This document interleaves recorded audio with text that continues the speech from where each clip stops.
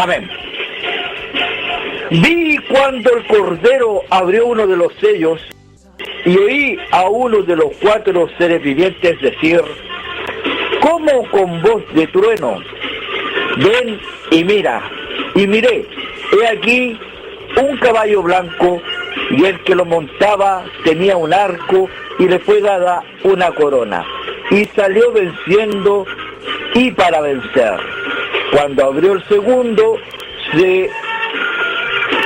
sello, oí el segundo ser viviente que decía, ven y mira, y salió otro caballo bermejo, y al que lo montaba le fue dado poder de quitar de la tierra la paz, y que se matasen unos a otros, y se les dio una gran espada. Cambio. Bien, los 4 jinetes del Apocalipsis, los 4 caballos del Apocalipsis, es importante entender. Habían unas pautas que habíamos que tomar, y cada pauta está en la introducción de cada uno de los libros, ¿no es cierto? Este relato empezaba con el capítulo, por allá por el capítulo 4, diciendo ven y sube acá. El capítulo 5, ¿no es cierto? La escena continúa, no se corta la escena, es una sola escena. Pero el capítulo 6 se le habla a Juan. Juan es llevado en el espíritu al día del Señor. Definimos que el día del Señor es allá en el futuro, cuando van a ocurrir las cosas, porque la Biblia no hace alusión de un solo día del Señor, el día que empiezan a ocurrir estas cosas. Juan fue llevado en el espíritu y se le muestran todos esta escena, ¿no es cierto? Entonces él está viendo la escena celestial y se le dice ven y mira acá. Esto está en el capítulo 6, versículo 1. Entonces es en el mismo lugar, pero se lo lleva a un lugar, dice, para que mire. O sea, no cambia de lugar y mira. Hay que entender que en el relato de Apocalipsis hay que hacer 4 líneas divisorias. Estas 4 líneas, vamos a hablar de los cielos celestiales, vamos a hablar de los cielos físicos, vamos a hablar de la tierra y vamos a hablar de las profundidades del Hades, ¿no? Cuando hablamos del Hades y del lugar de los muertos. Porque estas 4 escenas se van moviendo en Apocalipsis. Entonces, hay que ir ubicando cada una de las escenas. Establecimos el periodo de las 7 iglesias como un periodo cronológico y de la iglesia general como un periodo que abarcaría todo. Porque es una sola iglesia, hay que definir que todo esto es una sola iglesia que el Señor va a unir. En esta sola iglesia, el arrebatamiento se produce en la iglesia número 6, Filadelfia. La iglesia número 7 pasa por la gran tribulación, los tibios, y justamente en la gran tribulación vamos a encontrar a la gran muchedumbre y al pueblo de Israel, el trato de la semana 70 del pueblo de Israel, hasta llegar hasta los 144.000. Entendimos que también establecíamos algunas pautas para este versículo. Entonces lo que estamos estableciendo como pauta es que se le muestra una escena y se le muestra una visión. En esta visión es la del primer sello. El primer sello había 2 referencias, como el más osado y el más vertido en esta área de los símbolos y los demás, era el hermano Daniel Orellana. Entonces yo le voy a ir haciendo las preguntas acá al hermano escatólogo, a Daniel. Entonces en esta imagen se le muestra un primer caballo. El primer caballo se le muestra un jinete, el color del caballo es color blanco, el jinete va montado. Fíjense la similitud de este jinete blanco. La Biblia Thompson comete 2 errores: comparar al jinete del capítulo 12 de Apocalipsis, si no me equivoco, o el 9, y a este jinete lo mezcla con Jesucristo. No es raro, no es difícil confundir a este personaje con Jesucristo. ¿Por qué? Porque el anticristo es un personaje que trata de imitar a Jesucristo. Observen que este personaje va a tratar de imitar al verdadero, al que viene allá en Apocalipsis 19. Pero en primer lugar vemos un color, el blanco, vemos que está montado y tiene un arco, y se le da una corona, y salió venciendo para vencer. Mi hermano Daniel, primera pregunta, caballo blanco, ¿qué significa este símbolo? Bueno, el caballo blanco, ¿cierto? El color blanco significa paz, pureza, ¿ya? Es misericordia, entre comillas, cambio. Es indudable cómo obviar que este personaje se parece tanto a Jesucristo. Y el que lo montaba se le da un arco. ¿Qué representa un arco, mi hermano Daniel? Cambio. Bueno, el arco, ¿cierto? El arco representa la diplomacia, representa, ¿cierto?, el poder dentro de la política, ¿ya? Gobernabilidad, cambio. ¿Por qué este personaje no es Jesucristo, mi hermano Daniel? ¿Por qué no puede ser Jesucristo? Cambio.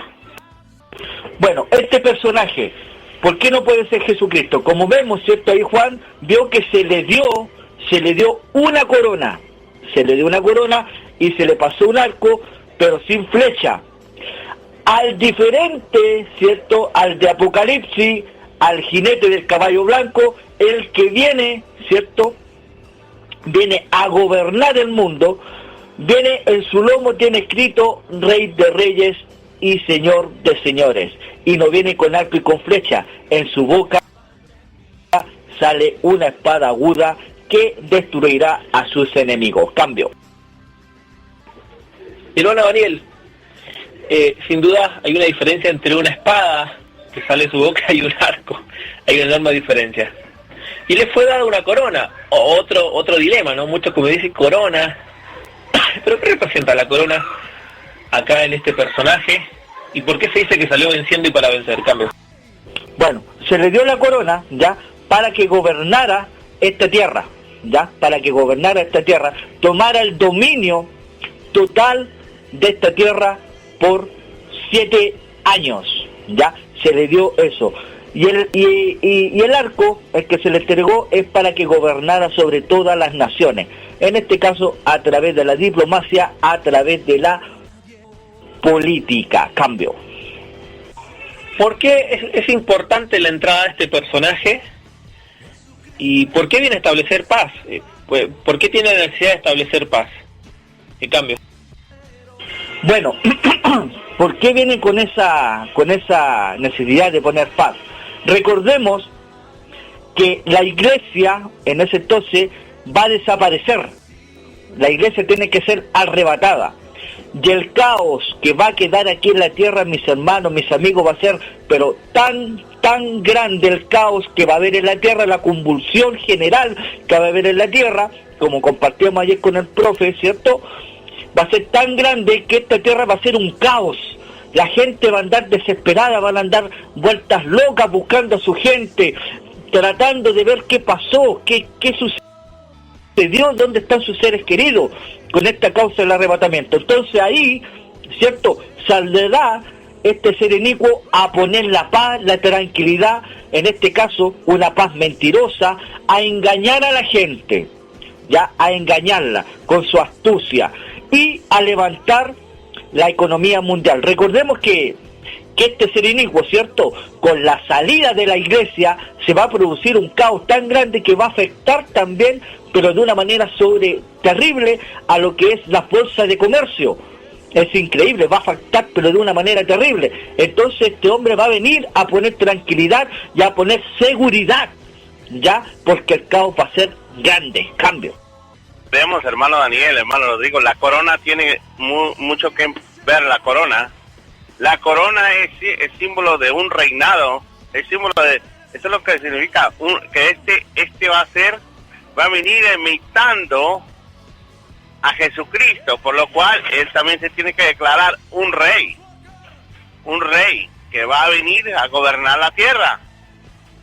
Creo que tenemos que ver qué significa la corona, porque un rey se le pone una corona, se le reconoce y se le respeta, se le da poder, y ahí está la autoridad, mis hermanos. La corona, el arco, el poder. ¿Cambio? Hay que entender que el anticristo viene a hacerse pasar por Cristo. El pueblo judío no aceptó a Jesucristo cuando vino, y ellos lo están esperando, tienen su propio calendario y están esperando la manifestación del Cristo para ellos. Eso es algo que hay que entender. Entonces, el primer punto viene reemplazando a Cristo. El segundo punto viene a establecer paz, por lo que puntos que establecía nuestro hermano Daniel, un mundo en caos, un mundo caótico, montones de personas. Mi hermano Daniel, primer pregunta, dentro del ambiente escatológico y de todas las probabilidades, ¿a qué personajes se han apuntado como el anticristo? Antes de responder esa pregunta, está claro de que hablamos del arrebatamiento de la iglesia de Filadelfia, la iglesia número 6 que se relata porque parte de la iglesia va a quedar. O sea, va a desaparecer la iglesia fiel y queda la iglesia tibia para así empezar el periodo de la semana 70 de Daniel, ahí el periodo de la muchedumbre y los demás. Es un punto importante. Pero mi hermano Daniel, ¿a quién ha apuntado el ambiente escatológico? ¿A qué personajes se han apuntado diciendo este puede ser, este puede ser? ¿Quiénes han sido los más relevantes en la historia y actuales, no? Cambios. Ay. Bueno, han sido varios, ya, pero los más conocidos en la historia, ya, del tiempo de la iglesia, tenemos uno que es Nerón, ya, el César de Roma, el que quemó Roma, es uno más imponente.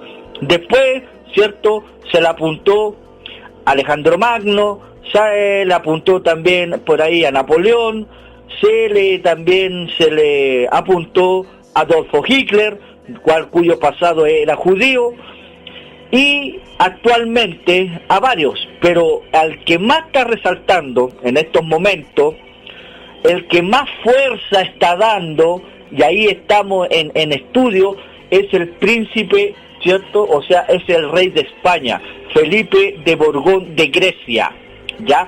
A él se le está apuntando directamente que podría ser el anticristo, ¿cierto?, esperado en esta tierra. Ahora, ¿por qué razón? Una de sus cualidades, no me voy a avanzar tanto en este tema, en este hombre. Uno, los tres nombres que tiene, Felipe de Borbón de Grecia, si lo cuentan, sus números, cuentan las letras, le va a dar 666, punto uno. Punto dos, su linaje de rey, sus ancestros, vienen directamente de la tribu de Judá. Dicen que él es, ¿cierto?, un ascendente del rey David. ¿De dónde tiene que venir? El anticristo, de la tribu de Judá. Y lo otro, lo que tiene, sabe más de 10 idiomas de lenguas, como ningún otro. Su estrategia militar, como el anticristo que habla la palabra de Dios, es el number one en la estrategia militar. Tiene una sabiduría pero terrible este hombre. Por eso estos últimos escatólogos, cierto, teólogos, están apuntando que él podría ser, ya Felipe de Borbón, podría ser el anticristo. Pero hay un punto, profe Rodrigo, en que estamos topando con él. Cambio.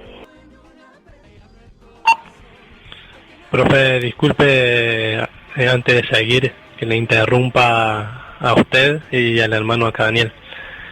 Con respecto al príncipe de España y con todo esto que estaban hablando, la caída del reino español, porque ya no es más una monarquía, sino que quiere ser una república democrática.